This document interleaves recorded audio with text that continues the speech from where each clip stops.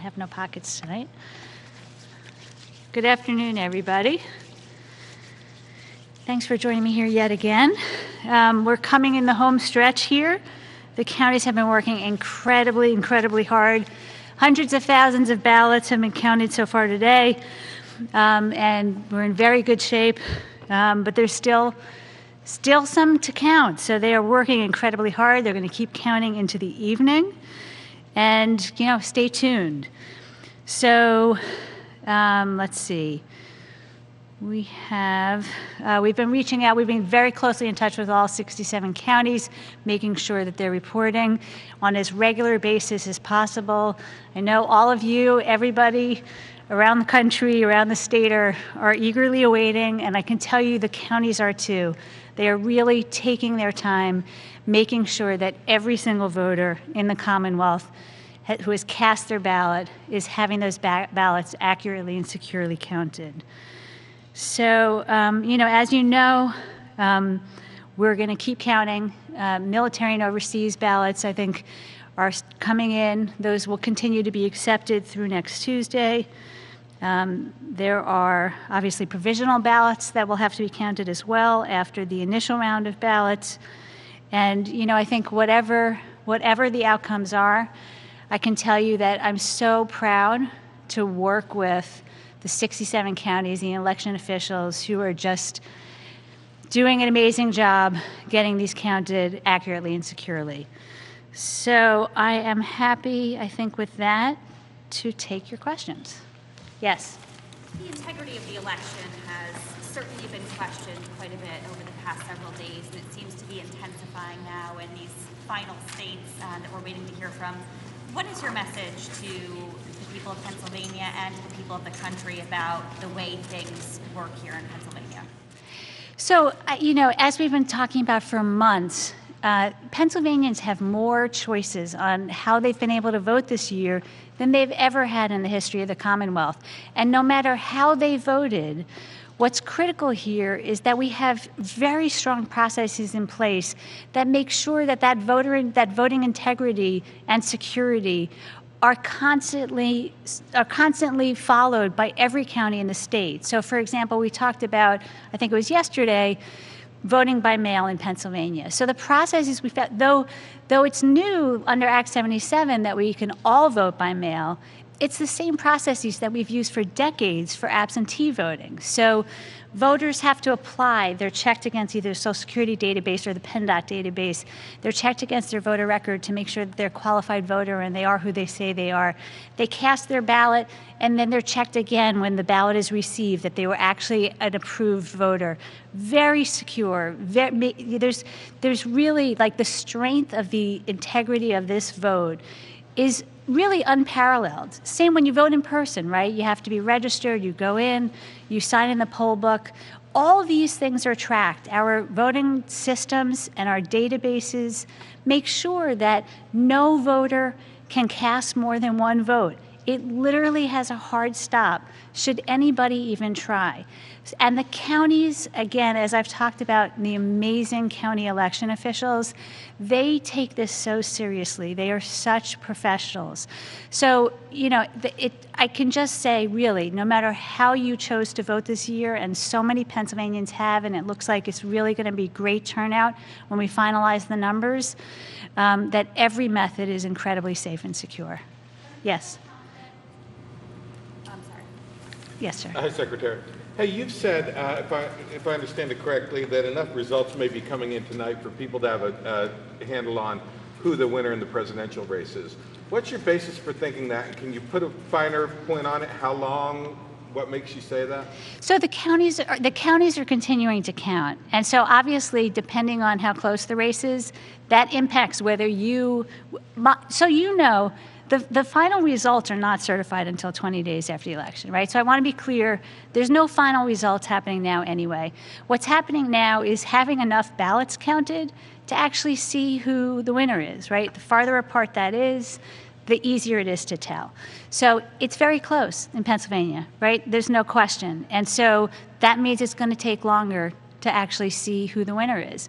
But I can tell you that there's several 100,000 ballots remaining to be counted. You can track all that, what counties it remains in, look at our website, and you'll be able to see how we get to the conclusion. But, either way, I want to be clear that these are just the mail-in and absentee votes and the in-person votes, right? The overwhelming majority, I think, a huge majority of the in-person votes have been counted. We're in a very good place with the mail-in and absentee ballots, but not quite there yet. But then there's still going to be provisional ballots, the military and overseas ballots, and so forth. So the closer to the races, the longer it takes. But I think what I've said all along is that the overwhelming majority of ballots will be counted by Friday. I still think that we're ahead of the schedule, and we actually already have counted the overwhelming majority of ballots, but because it's a close race, it's not quite clear yet who the winner is. So, yes. You've mentioned provisional ballots a couple of times. How many of those have been cast statewide? And of those, how many have been counted and reported? So very few have been counted, and because that usually happens following the counting of the other ballots. So that you won't see. Counties are not going to start that until after they've finished with the others generally. So we don't know yet. We've been reaching out to the counties. I know I can't remember if it was you or somebody else who asked me both about provisional ballot numbers and numbers of ballots arriving after Election Day, after 8 p.m. on Election Day. So provisional ballots, I think we've heard from, maybe 2/3 of the counties. So I don't have a firm number yet, and as soon as we do, we'll be able to report those numbers. Can you give me your best estimate? The provisional ballots, I think it's still early yet. So let's touch base again after I have more than the number that I have so far. Yeah. No guesstimate at all? It doesn't. The context matters, right? So if I tell you a number that reflects 41 counties, it could be not reflective of the whole because it matters which counties they are. So we will circle back with you. Yes. Oh, you. Sorry. Sorry. I know that you stand by the integrity of the election so far. Have you or any of the counties investigated any specific allegations of voter fraud? No. I mean, I'm not aware of any. I should say you probably heard some weeks ago that there was a gentleman in Luzerne County who tried to apply for a ballot for his deceased mother. I don't know if you heard that, but that was several weeks ago. That was the only incident that I am aware of in this year. Yeah. Yes, sir. I know that you said a minute ago that you guys have counted the vast majority of the in-person Election Day votes. Can you give us a more specific sense of how many of those are outstanding? Is it fewer than the remaining mail-in votes? Oh, yeah. If you go to our website and the supplemental dashboard, if you look at the pie chart, it's a tiny sliver. It may be that 99% are counted. So whether it's 99 or 98.5, go to the dashboard and it will tell you. More beyond the mail-in ballots that are? No, there's a tiny fraction of precincts that aren't counted yet. Yeah, it's a very, very, very small number. Yeah. Yes. The outstanding mail-in ballots, does that include counties that have all counties segregated the ballots that came in after Election Day? Right. So the ballots that have been counted so far are the ones that came in by November 3rd. So all the counties are going to be segregating any that came in after 8 p.m. on November 3rd through 5 p.m. on November 6th. Yes. Yes, Dennis. Secretary, there are 7 precincts in Allegheny County that aren't reporting anything yet. That includes Election Day in-person ballots. Do you know what's going on there? No, I don't, but I'm happy to check with them afterwards. I know what's going on in some of the other things, but I don't know what's going on in those 7 precincts. So thank you. We will reach out to them. Yes. Does the department know how many mail-in ballots might still be en route to election offices that were postmarked by the 3rd? Do we know how many are en route? No. I could tell you that the numbers that have come in so far are a tiny fraction of what came in after the primary. So I don't think, and usually, based on historical numbers, you get the most ballots, the day after Election Day, and then it dwindles from there. So I I don't expect it to be a significant amount.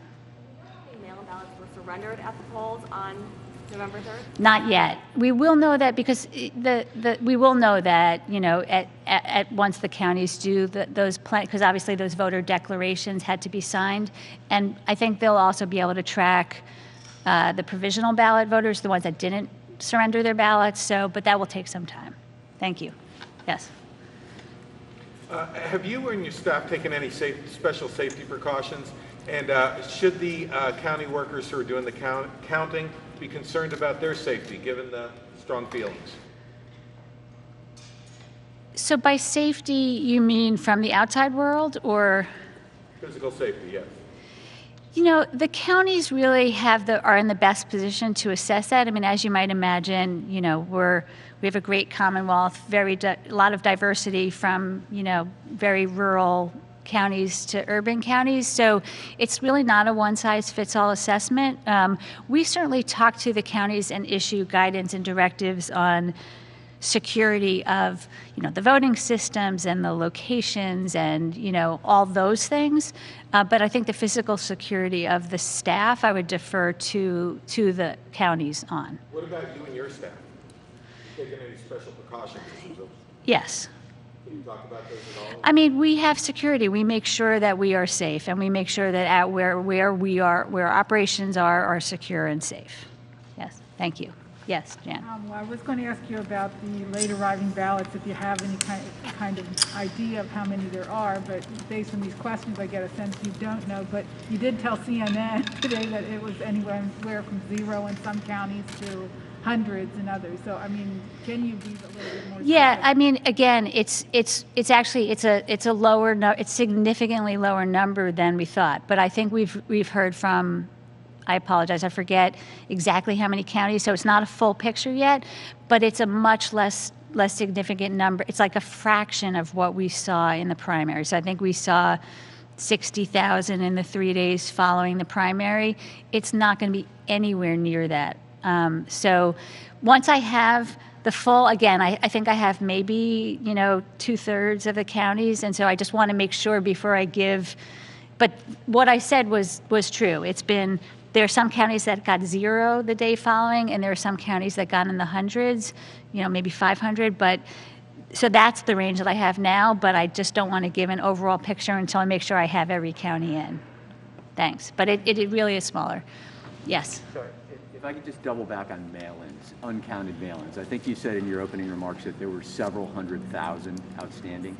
And we've heard some, varying numbers on that. Can you put a finer point on that at all? Just what kind of figure we're looking at? So go to the website and go to the dashboard. It's constantly changing, and so it just seems like as soon as I give a number, there are county results that get updated, and it's different than what I just said. It's a moving target. What's the last number you were aware of? I think it was in the 350,000 range. But again, as soon as I say that, you're going to go onto the dashboard and it's going to say it's lower than that. So, difficult topic, yeah. And thank you for indulging me. Yeah, sure. Yes, I'll get to. So on election night, results in Lancaster County were showing an amount well above the amount requested and then nearly double the amount returned. Could you explain why that happened and if that was county specific? I'm sorry, can you repeat that again? Sure. Yeah, in Lancaster County on election night specifically, it was showing results for mail-in ballots that was well above the amount returned and the amount requested. Can you explain how that happened? I can't remember Lancaster County specifically. What I can tell you is that some of the counties, and Lancaster, I'm thinking it probably had to do, so they're one of, I think, the 2 counties that have hard voting systems.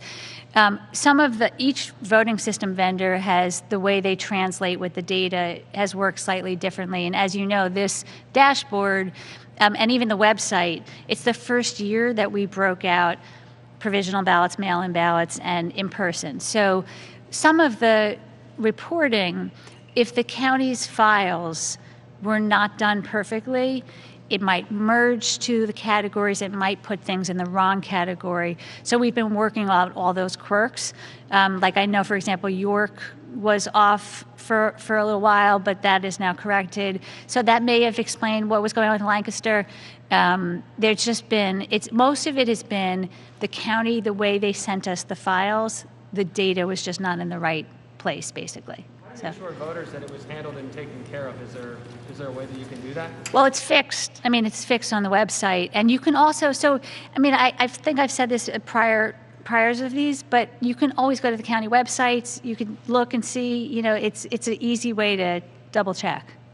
Yes, Dennis. Secretary, some tweets have surfaced, admittedly from a couple of years ago, your tweets suggesting negative things about Donald Trump. What do you say to people that say, geez, you're the person overseeing this election and you have clearly partisan views on the matter?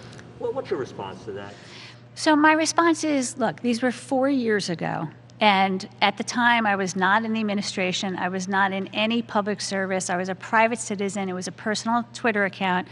And, you know, so that, and then when I became Secretary of State, I took an oath, Dennis, and I took an oath to defend and protect the Constitution of the Commonwealth of Pennsylvania and the Constitution of the United States.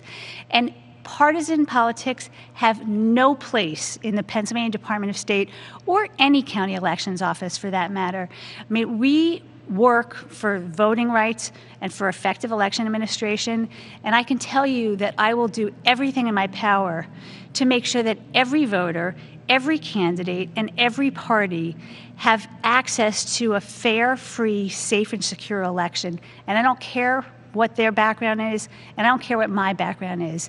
That's what we do at the Department of State. Thank you.